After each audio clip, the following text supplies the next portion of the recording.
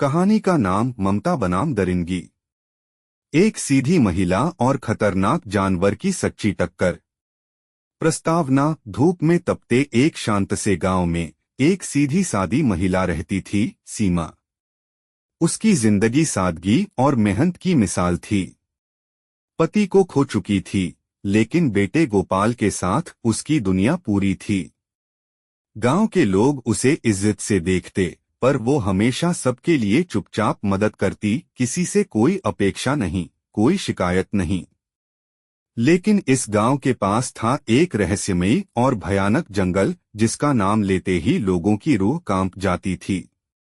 गांव वालों की जुबान पर सिर्फ एक नाम था, काला बाघ, एक खतरनाक जानवर जिसने कई पशुओं और कुछ इंसानों को मार डाला था। घटना का आरंभ एक दिन सीमा खेत में काम कर रही थी और उसका बेटा गोपाल खेलते खेलते गांव की सीमा पार कर जंगल के किनारे चला गया।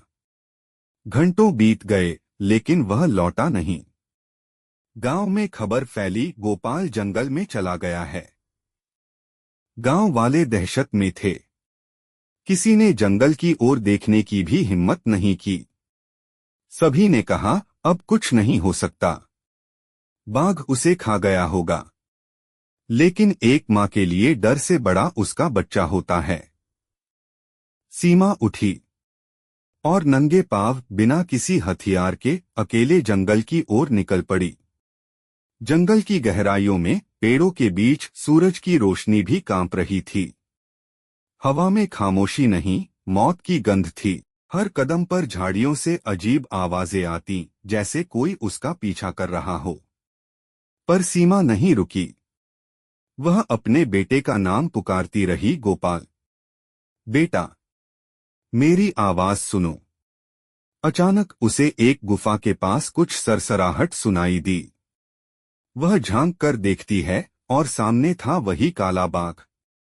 सस्पेंस और टकराव, उसके विशाल पंजे, जलती हुई आंखें और शरीर पर पुराने जख्मों के निशान। लेकिन सीमा नहीं डरी। वह खड़ी रही, कांपती हुई नहीं, बल्कि एक माँ की तरह सीधी और मजबूत। उसने चीख कर कहा, तू चाहे जो कर,